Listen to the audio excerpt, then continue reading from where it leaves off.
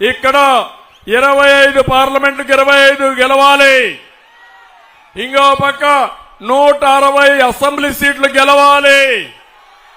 నేను ఒకే మాట అడుగుతున్నా, మీరు బాలశౌరిని గెలిపిస్తే ఎన్డీఏ అభ్యర్థిగా ఢిల్లీకి వెళ్లి పోర్టు విషయం గాని పరిశ్రమలు గాని మీకు ఏ పని కావాలన్నా చేసే సత్తా బాలశౌరికి ఉందని చెప్పి నేను మీకు తెలియజేస్తున్నా. నేను అడుగుతున్నా, ఇప్పుడు వైఎస్ఆర్ కాంగ్రెస్ పార్టీకి ఓటేస్తే దేనికోసం పనిచేస్తారు తమ్ముళ్ళు అని మిమ్మల్ని అడుగుతున్నా. దేనికోసం పనిచేస్తారు? అవినాష్ రెడ్డిని అరెస్ట్ చేయకూడదని అడుగుతారు, అంతే కదా. 3 విషయాలు ఒకసారి చూడండి. జగన్మోహన్ రెడ్డి మమ్మల్ని తిట్టడం కాదు, నువ్వు సమాధానం చెప్పు. బాబాయ్ గొడ్డలి వేటు ఎవరేశారో సమాధానం చెప్పి తర్వాత ఓటు అడుగు. చెప్పే ధైర్యం నీకుందా అని అడుగుతున్నా. చెప్పాలనా లేదా అని అడుగుతున్నా. కన్నా కూతురు ఎవరైతే నీ చెల్లెలు సవాలు విసిరింది, మొత్తం వాస్తవాలన్నీ చెప్పింది, సమాధానం చెప్పాల్సిన బాధ్యత ఉందా లేదా అని మిమ్మల్ని అడుగుతున్నా. తమిళలో నిన్నే చూశారు. ఒకప్పుడు బాబాయ్ గొడ్డలి డ్రామా, అది మన మీద పెట్టడం, తర్వాత కోడి కత్తి డ్రామా, నిన్న చూస్తే గులకరాయి డ్రామా. గులకరాయి ఎవడో వేస్తే పవన్ కళ్యాణ్ గారు మేము వచ్చి హత్యా ప్రయత్నం చేశామంట.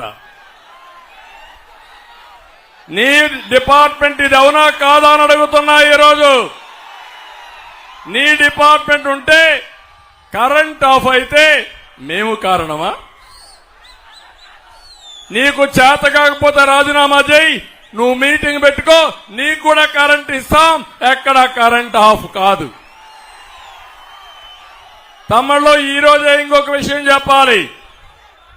ఈ ముఖ్యమంత్రి ఎంత దుర్మార్గుడంటే, ఒక దళితుడిని చంపి డోర్ డెలివరీ చేసిన దుర్మార్గుడు ఈ ముఖ్యమంత్రి.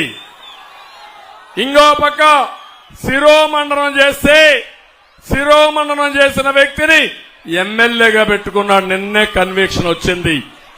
నేను అడుగుతున్నా జగన్మోహన్ రెడ్డిని, నా ఎస్సీలంటావు, నా బీసీలంటావు, నా ఎస్టీలంటావు, నా మైనారిటీ అంటావు.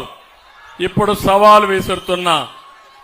ఒక ఎస్సీలకి 7-8 మందిని సామూహికంగా శిరోమండనం చేశారని ఈరోజు కోర్టులో కన్విక్షన్ ఇచ్చారు, జైల్లో పెట్టమన్నారు, ఫైన్ వేశారు.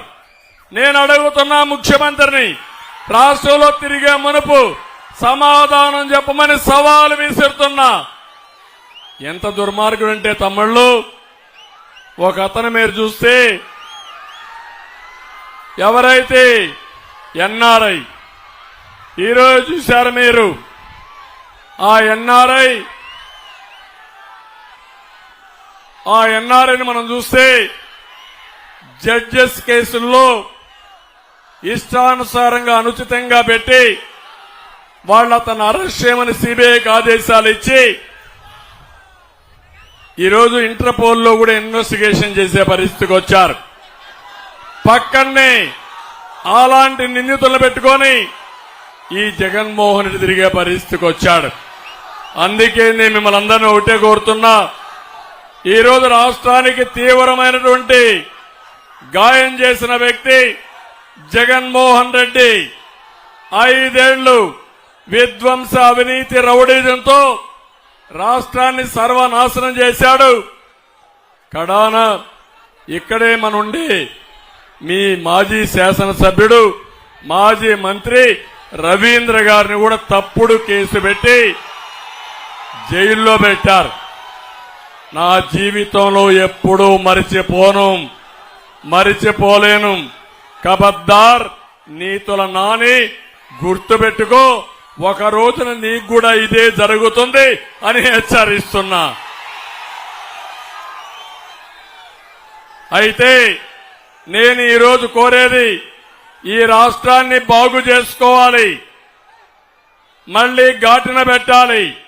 ఈరోజు నేను దారిలో వస్తా ఉంటే చూశాను, మేమిద్దరం వస్తా ఉంటే యువత అయితే 2 జెండాలు పట్టుకుని పోటీ పడి కేరింతలు ఈలలు ఉత్సాహంతో మీరు చేసేది చూస్తా ఉంటే నా జీవితంలో ఎప్పుడూ చూడని ఉత్సాహం ఈరోజు చూస్తున్నా. మా ఆడబిడ్డలు పిల్లల్ని సంకల్లో పెట్టుకొని డాన్సులు చేసే పరిస్థితికి వచ్చారు. ఇంకో పక్క